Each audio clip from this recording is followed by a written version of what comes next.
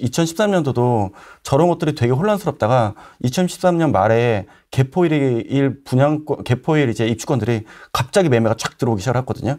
그 상황이 이번에 말부터 조금씩 나오기 시작할 거고 전조가 이제 이렇게 재건축 잡아주고 신축 잡아져 있고 분양권 다 잡았고 그럼 지금 할 수 있는 것들 다 있잖아요.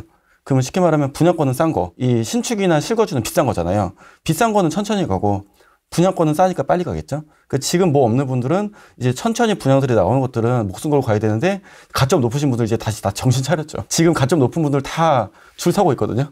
어디 가야 된다 이렇게 분양 나오기 기다리고 있으니까. 그럼 그 분양 나오면서 넘어가기 시작을 하면서 이번 년 내년이 분양권이 달아오를 거예요. 그럼 그 중에서 이제 돈 있으시거나 이번 년 내내 현금 다 버신 분들이 모아놨다 그때 금리를 보고 이제는 늦게라도 들어가긴 해야 됐다 생각을 하겠죠. 그러니까 입주가 끝나는 올림픽 프로 입주가 끝나는 구간 빼면은 뒤로는 입주도 없고 큰 물건도 없고 흔들릴 것도 없고 하니까 그때 가면 이제 다 전체적인 사이클이 상승 구간 사이클로 진입을 하겠죠. 그래서 2013년과 2023년은 똑같이 사주상 흔들리는 구간이에요. 저게 이제 물의 연도라고 하는데 원래 이번 연도가 비 내리는 연도거든요. 아, 그래요? 우리 비 오면은 운전할 때 약간 안전주행 하잖아요. 그 머릿속이 혼란스럽고 방향성이 안 보여요. 지금 보면은 이제 저도 우랭이님 TV 보지만 어떤 분은 매수해라, 어떤 분은 폭락이다, 어떤 분은 조심해라 이렇게 하잖아요. 이런 때예요. 근데 이런 때를 해봤던 사람들은 이번에 맞는 것 같은데 이 생각이 딱 들거든요. 저 같은 경우는 이제 비가 오나 눈이 오나 항상 정상 속도를 주행을 해요. 운전을 오래 한 남자분들은 뭐 웬만해서는 비가 오더라도 유사하게 가지만 옆에 분들이 느리게 가면 내가 되게 답답하잖아요.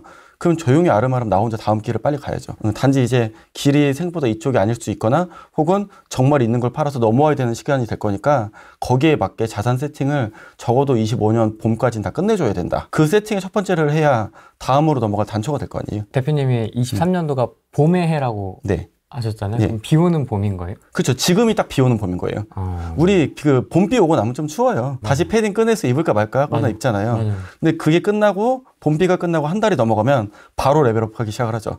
갑자기 애들이 목련이 갑자기 확 피쳐서 확 올라오죠. 오늘 오다 보니까 목련 떨어지고 있더라고요. 벌써 봄이 끝나가요. 그게 이번 년 내년까지가 봄이거든요. 그러니까 이제 없는 분들이 분양권을 줍줍하면서 13, 14년에 들었던 그 구간이 이번 년 내년하고 똑같은 구간이에요. 그럼 13, 14년을 잘 복귀해보면 그렇죠. 어느 정도 힌트가. 제가 그걸 보고 실은 부동산에 진입을 했거든요. 13년에 저도 저렇게 이제 머릿속에 비가 오고 있었어요. 그러니까 저는 전에도 말씀드렸지만 주식이나 하고 뭐 이거나 하면서 유지를 해야지 뭐 부동산 사서 뭐 하겠다 하는데 14, 15년에 갑자기 손님들이 매수하겠다고 매수해서 이제 자기 거 들어가겠다고 해서 네? 이랬는데 그러면서 이제 그때 이제 저는 이제 부자가 하는 상황은 따라가야 된다 마인드예요. 그걸 보고 뭔가 느낌이 이상한 거죠. 그래서 이제 강남에 이제 작은 뭐 현재 막 2억, 3억짜리 아파트들을 조금씩 매입하기 시작하다가 여기까지 오게 된 건데 그 상황이 이제 내년에 진행이 될 겁니다. 반등은 찐인가? 데드캣 바운스인가? 이것도 완전히 갈리거든요, 정말. 네. 제가 보기에는 이렇게 솔직히 제 입장에서는 주식으로 수익도 못 내는 애들이 데드캣 바운스는 외워가지고 말하는 것 같은데 왜 그런지 아세요? 저게 데드캣 바운스를 잡는다가 단타의 정점 중에 하나예요. 왜냐면은 가장 빨리 몇 초 안에 수익을 낼 때는 최고 운봉에서 매수를 해서 양봉 3, 4% 먹고 나오는 게 단타 핵심이거든요. 아, 그래요? 그럼 데드캣 바운스를 몇 번 보고 전체적으로 전환이 되는 걸 보고 들어가서 롱으로 먹어줘야 돼요. 그러면 주식으로 돈을 버는 분들은 잔머리와 눈치가 겁나 빨라요. 그럼 매수 탁탁탁 이렇게 가야 되는데 대부분 1분의 매도가 한 두세 번 정도 나와야 되거든요. 이걸 못하면은 데드캣 바운스를 못 잡아요. 근데 부동산이 이렇게 가고 있는데 데드캣 바운스래. 그럼 그걸 안 해본 사람이 그렇게 말을 하는 거지 그걸 해본 분들은 그렇게 말을 안 하죠. 11월, 12월, 1월 달에 매수하신 분들이 최고 운방에서 잡았다는 거 이제 보면 알고 있잖아요. 맞아요. 근데 그게 진성이냐? 근데 문제는 부동산은 호흡이 1초, 2초 단위로 가는 게 아니라 일단 2년을 갖고 있자가 마인드잖아요. 맞습니다. 그러면 부동산은 길게 봐줘야 돼요. 그럼 그분의 단타는 2년이어야 되거든요. 그럼 데드캣 바운스로 주식으로 1분, 2분, 5분 안에 나올 일들이 부동산 시장에서는 1년, 2년에 나오게 된다는 거예요. 그럼 우리가 데드캣 바운스 맞는 거 언제 봐야 된다? 2년 후에 봐야 된다예요. 그럼 이렇게 머릿속에 헷갈린다의 전제인데 여기에 전제가 있어요. 그럼 그게 데드캣 바운스와 이 일반 반등의 차이가 뭐냐면 데드캣 바운스가 실패했다. 그럼 찍고 점점 낮은 가격으로 거래가 체결돼요. 내가 망한 거죠, 이제. 알고 보면 N자였는데 이거라고 생각을 했던 거죠. 근데 지금 서울 아파트 거래량을 보면 거래량이 올라가는데 문제는 가격도 올라가고 있어요. 이게 제가 보는 가장 중요한 포인트인데 또 이게 또 주식처럼 얘기를 해서 다들 아파트가 거래 없이 고점 찍은 거 보니까 가짜야 이게요. 걔는 주식도 제대로 해본 것도 아니고요. 부동산도 제대로 해본 것도 아니에요. 뭐냐면 주식도 최대 거래량 터지면요. 다 이제 음목으로 바로 바뀌어요. 이미 기계가 움직이기 때문에. 반대로 아파트도 최고 고가로 진입할 때는요. 거래가 점으로 찍혀요. 거래가 중간에 없어져요. 반대로 말하면 최고 바닥일 때도 거래량이 없고요. 만약 상승하는 구간에만 거래량이 쭈르륵 붙기 시작을 하거든요. 이거는 이제 경험을 좀 1, 2사이클을 돌면서 자기 물건 상승하는 걸 보신 분들은 아실 거예요. 거래가 갑자기 쭈르륵 찍히면서 그 가격대를 순식간에 통과해버려요. 그러니까 지금 올해 점진적으로 가격대가 올라가는가 이것들은 이제 말씀드렸던 강남이라던가 서초의 물건들이 어떻게 매수가 되고 있는가 보면은 다 알 수 있죠. 아까도 보면은 음마가 최저 바닥을 찍으면서 가격대가 상승하면서 거래량이 올라가고 있죠. 이 이하로 못 떨어져요. 데드캣 바우스를 말씀하시는 분들은 이제 네. 강남을 예로 드시는 분들도 있긴 네. 한데 매매가가 올라가면 어느 정도껏 올라가야지 전세가율이 이게 네. 어느 정도 이제 계속 하락할 요인들이 좀 보인다. 전세가율이 매매가는 계속 어느 정도 정도가 있다. 상승하는 게. 그래서 한 2년? 3년? 정도는 반등할 수 있는데 그 이후에는 또 다시 3기 신도시와 그다음에 이제 입주 물량과 맞물려서 이게 좀 흔들릴 가능성이 있다. 이렇게 보시는 분들도 좀 저는 3기 신도시 말하는 분들 보면 솔직히 되게 이해 안 가요. 아니 당국자들도 모르는데 자기가 어떻게 알아요? 그분들 얘기가 이번 정부에 나온 정책인지부터 생각을 해봐야 되고요. 내용이 이제 보상 나온다고 했잖아요. 지어진다고 칠게요. 그럼 그 동네에 사시는 분들이 과연 누굴까? 내가 글로 설마 옮겨갈까? 그럼 예를 들어 지금 이번에 광명이나 진짜 더 멀리 가서 장애에 당첨됐다고 치자고요. 이분들이 설마 제3기 신도시를 갈까요? 절대 안 가죠. 절대 갈 리가 없죠. 그럼 그 얘기는 좀 더 사회 약자라던가 사회 취약자층을 배려하는 동네가 될 가능성이 되게 높습니다. 점점 이제 밀려나는 분들의 마지막 주거지에 또 다른 면이 될 가능성이 높거든요. 그리고 두 번째로는 이게 진짜 어려운 구간인데 이번 연도가 되게 비가 내리는 것처럼 혼란스럽다고 했잖아요. 옛날 공시처럼 이게 뭔가 안 맞아떨어져요. 제가 전체 가격의 진성 상승은 언제부터 나온다고 말씀드렸냐면 최하 2025년 봄은 넘어야 된다고. 어떻게 보면 상황은 비슷해요. 근데 이 모든 거는 전세가가 이 오르는 거는 금리와 연관이 있다고 그랬잖아요. 금리가 올 때까지 가격은 각자 아까 말씀드린 대로 기역자로 이렇게 올라가야 돼 있어. 전세가가 금리가 떨어지면서 올라와주고 금리가 떨어지면 올라와주고 여기 맞춰서 단계적으로 이렇게 올라가게 돼 있거든요. 이 단계가 나올 때까지 그냥 이렇게 천천히 올라가는 게 정부가 원하는 일이고 그렇게 따라갈 수밖에 없는 상태가 될 겁니다. 근데 지금 말씀하시는 반등에 대응한 상태가 다들 이렇게 생각을 해요. 이렇게 돼서 이게 아니고 이거는 이번에 거는 조정이 아니라 하락 구간이 맞거든요.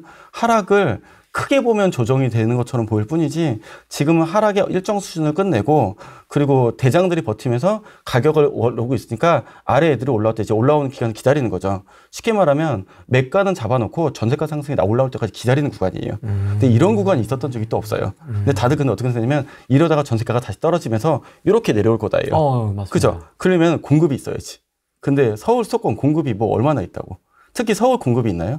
서울의 최고 공급은 그 둔촌주공 올림픽밖에 없어요. 그럼 얘가 이렇게 들어오고 때 빼고는 나머지는 공급이 없으니까 메인이 안정이 될 거란 말이에요. 그럼 메인은 메인들끼리만 놀아요.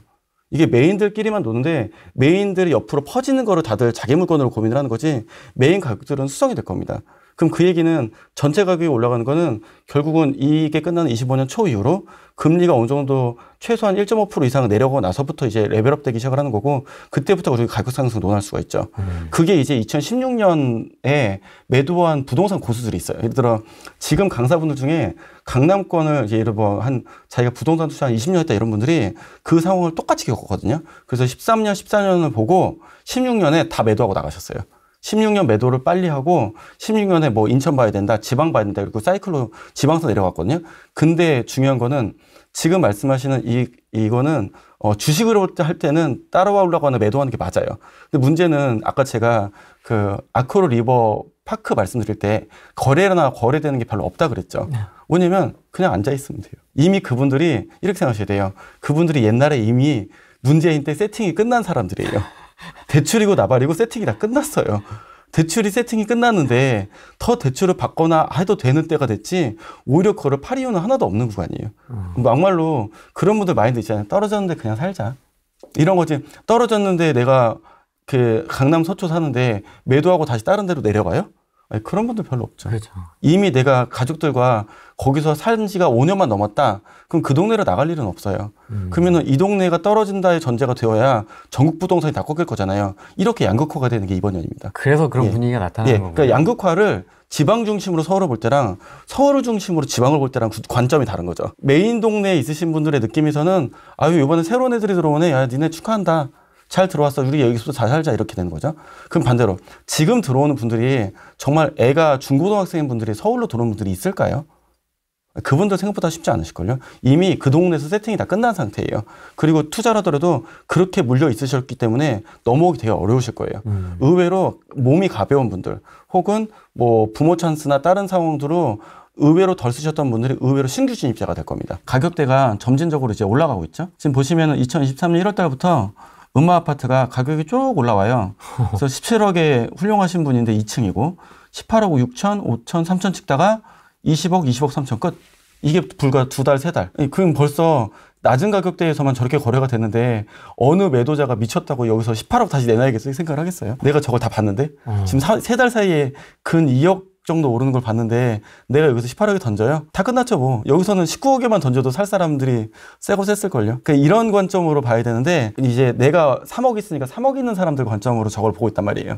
그러니까 쟤네 저러다가 전세 못 받쳐줄 거라고. 음마는 예전부터 전세가 안 받쳐줬어요. 그 음마 어떻게 설명할 건데. 그렇잖아요. 그 말씀드리는 거에 전제 조건은 철저하게 실거주예요. 실거주가 아닌 애들도 이래요. 그러면 이런 동네가 어디 있냐? 서초에 많습니다. 서초에 한신아파트가 다 저런 식이거든요. 걔네 84 전세 생보다 안 떨어집니다. 제가 살고 있으니까 알죠. 안 떨어집니다. 오히려 5구가 떨어져요.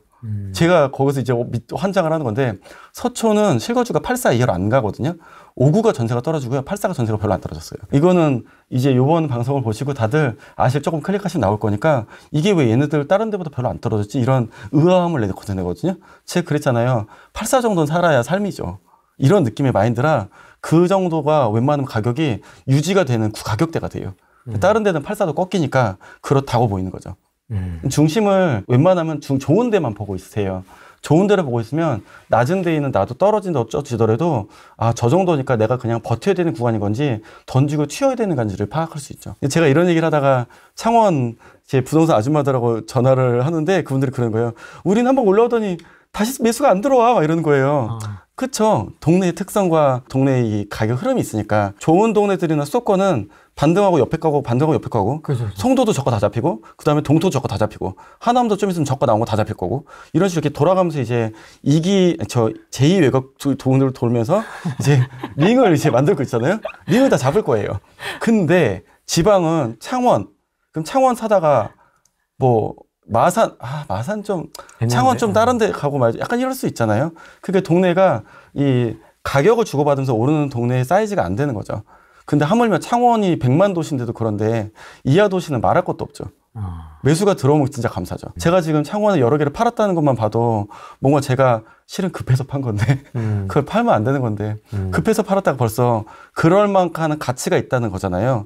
그럼 그 얘기는 어느 정도 좋은 동네들은 이미 낮은 가격대들 좋은 것들은 팔리고 있다는 거죠. 예를 들어 뭐 그 동네에서 최소한 대구나 뭐 이런 데 물론 대구는 되게 예외인데 부산이나 창원이나 이런 데처럼 15억짜리 물건들이 있었던 동네들은 일단 웬만한 좋은 것들은 저거들 다 빠지고 있을 거예요. 다 빠졌고 빠지고 있는 중이고 그리고 아시겠지만 수도권은 저가는 솔직히 다 끝났고 이미 가격대가 저렇게 찍힐 정도면 바보가 아닌 다음에 저럴 리가 없죠. 지금 여기 나오는 이 도곡렉스리나 레미안 퍼티지가 강남과 이 서초에 이제 가장 많은 분들이 사시는 동네인데 가격이 되게 견고하잖아요. 레미안 퍼티지 이제 개수가 몇 개 안 되긴 하지만 저런 애들이 가격이 잡히면 나머지 애들도 다 공고해지기 시작하죠. 근데 거래량이 올라가기 시작하는 게 굉장히 중요한 포인트가 있죠. 있는 사람들이 하는 흐름만 따라가도 중간은 간다. 그렇죠. 그리고 반대로 나는 레미안 퍼티지 전세 살았어요.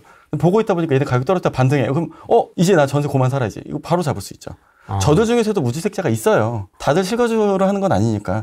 하지만 그분들은 현금을 갖고 실거주를 현금 완빵으로 한다는 데 문제가 있죠. 저도 제가 갖고 있는 잠원동 물건을 그분이 현금으로 들어왔어요. 다. 풀로 현금으로. 한 번에 10억 한 번에 내시더라고요.